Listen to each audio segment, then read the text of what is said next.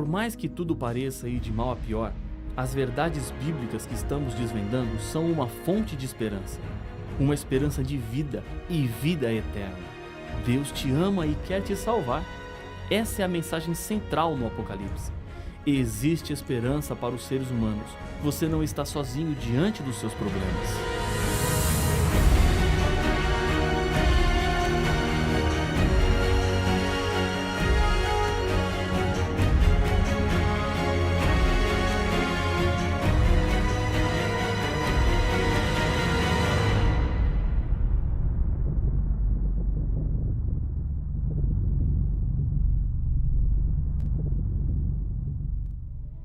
Deus quer, mais do que qualquer ser humano, colocar um fim em todo o mal e sofrimento.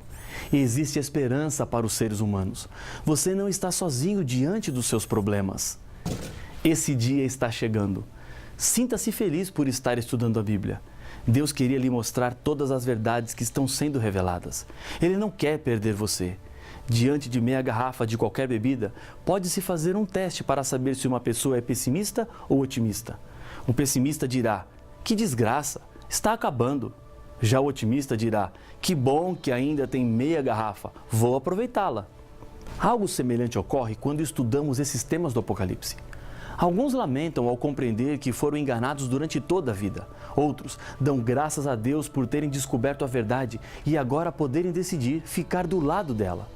No livro do Apocalipse, encontramos o último chamado de Deus para os moradores da terra através da mensagem de 3 anjos que cruzam o meio do céu.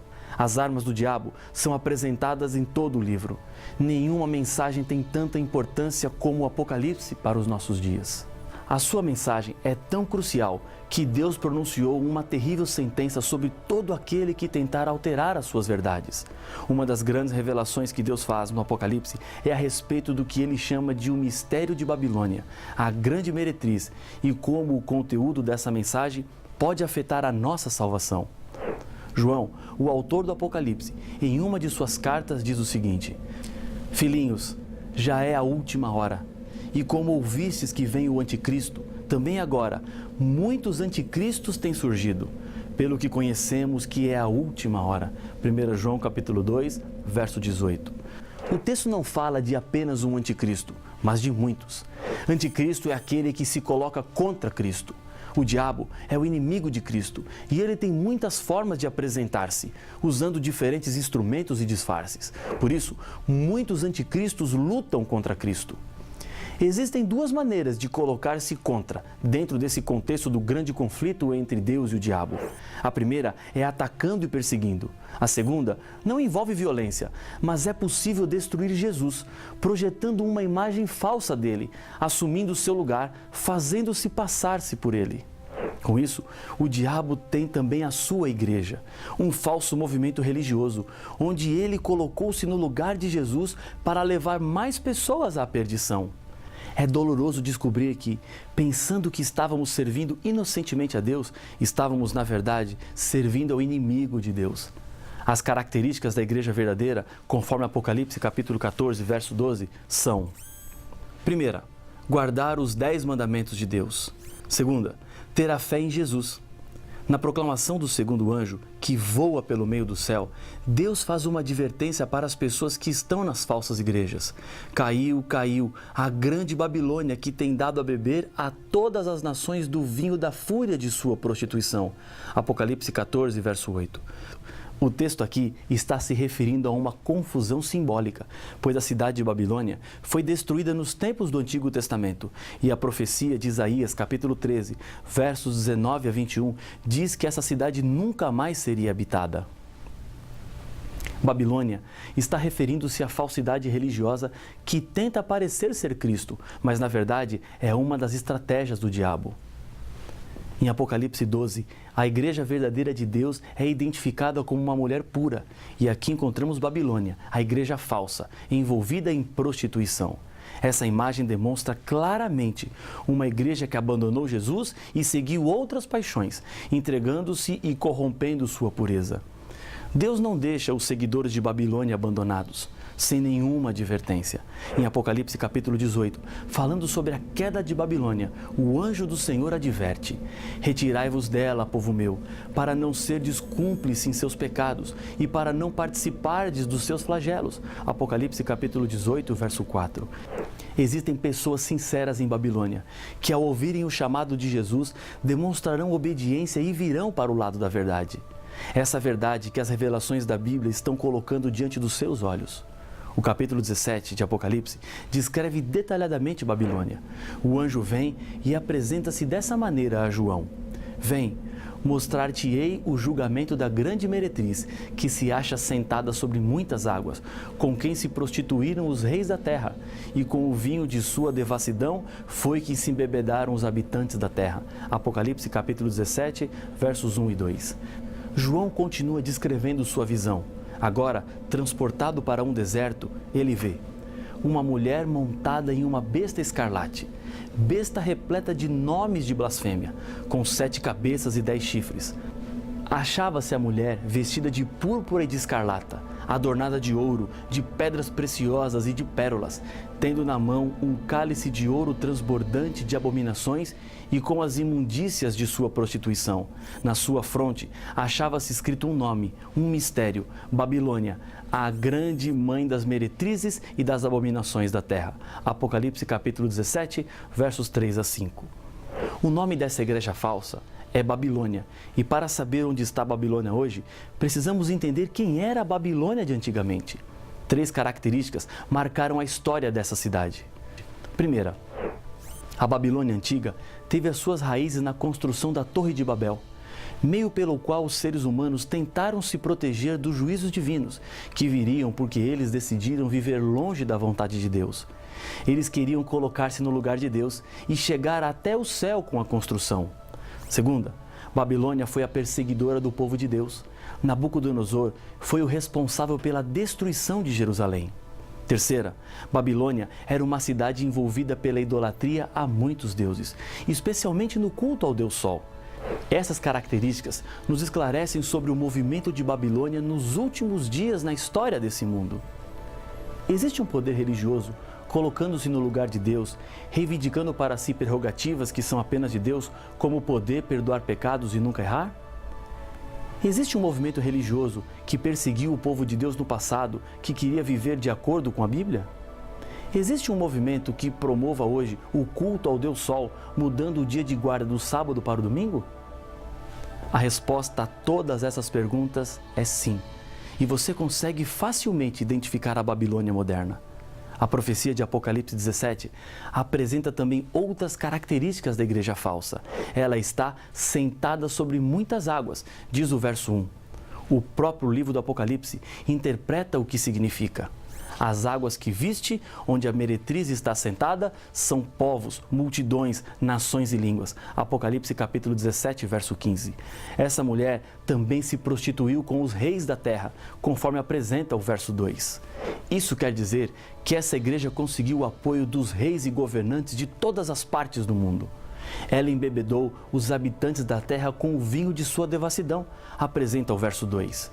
Vinho é o suco de uva fermentado. Na Bíblia, é usado como símbolo das doutrinas erradas, que geralmente não passam de tradições humanas. É possível, pela Bíblia e os movimentos religiosos que se associam à Babilônia, identificarmos algumas dessas doutrinas que foram adulteradas. Deus, na Bíblia, nos revela o que Ele exige da sua igreja verdadeira. Guarde os 10 mandamentos da Bíblia de Êxodo 20, que foram escritos em tábua de pedra pelo dedo de Deus. Respeite e guarde o dia santificado pelo Senhor, o 7º dia, o sábado, conforme Êxodo 20, verso 8, Isaías 58, verso 13.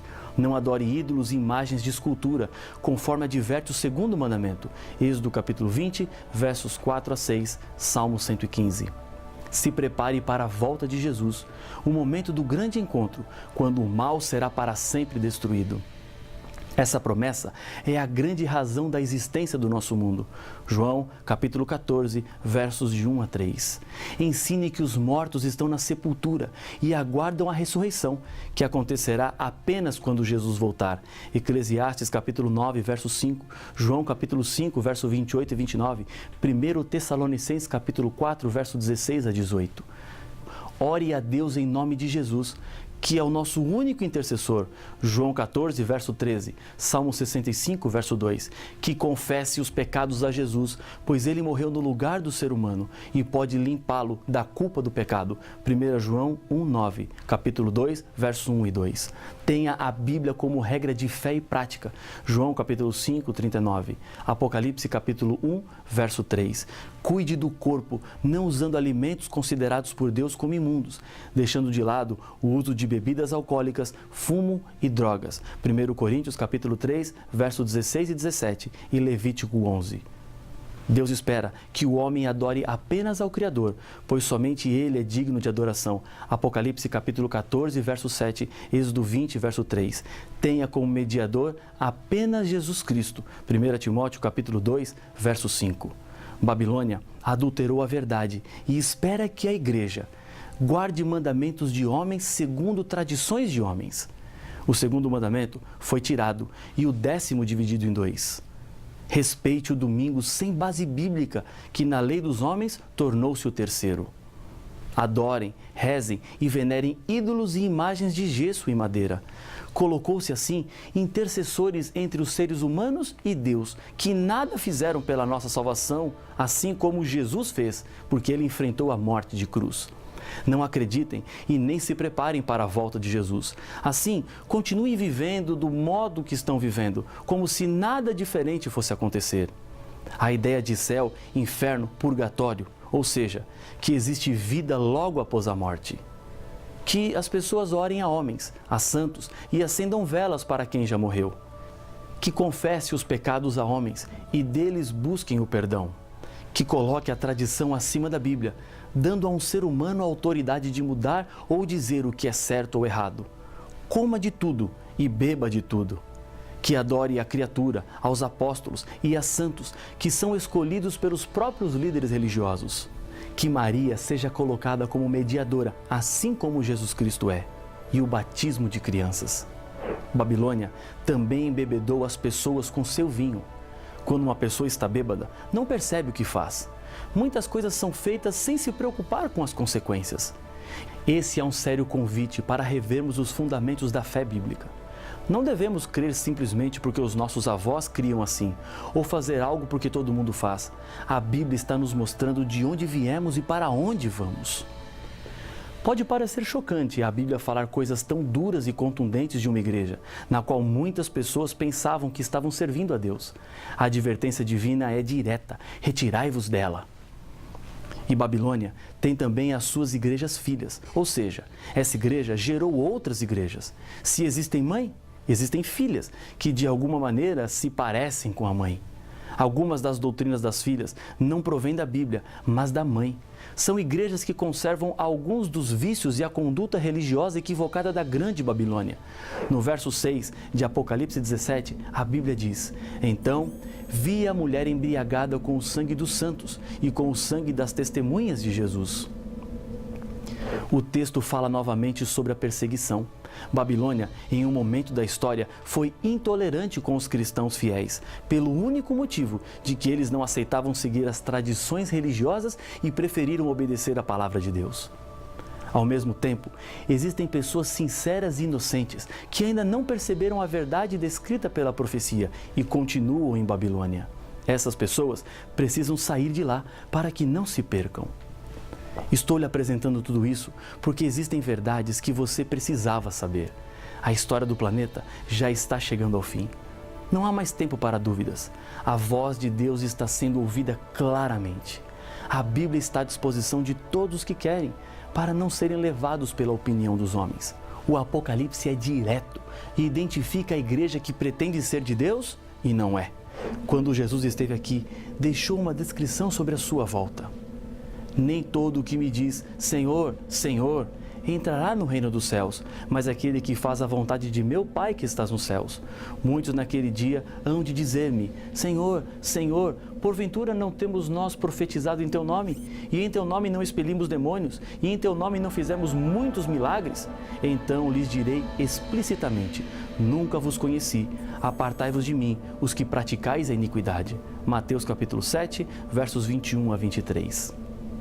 A salvação está estendida para aqueles que fazem a vontade de Deus. É possível praticar iniquidade achando que está servindo a Deus.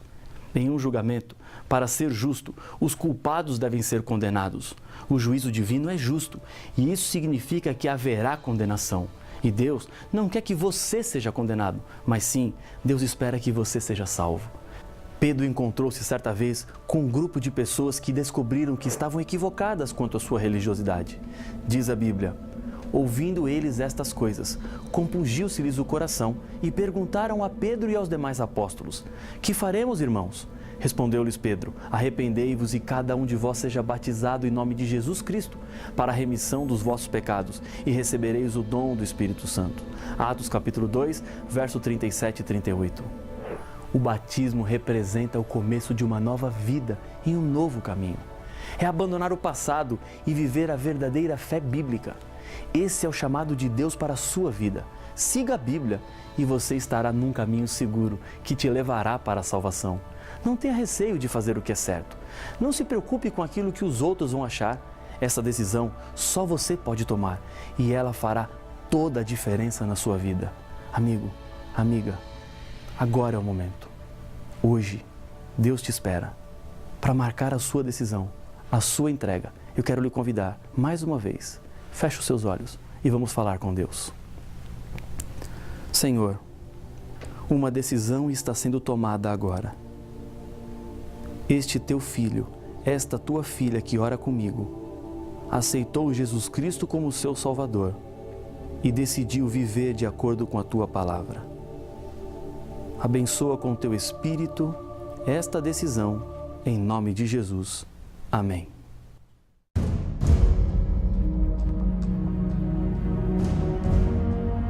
O livro do Apocalipse está cheio de promessas ao vitorioso. Isso quer dizer que a vitória é possível. Por trás da besta está o dragão, que é o diabo, inimigo de Deus. Sê fiel até a morte e dar-te-ei a coroa da vida. Mas então, para podermos vencer a besta e ganhar a vida eterna, temos que ser fiéis e morrer? Deus não prometeu estar conosco em todos os momentos? As respostas para suas dúvidas se encontram no próximo episódio de Apocalipse, o fim revelado.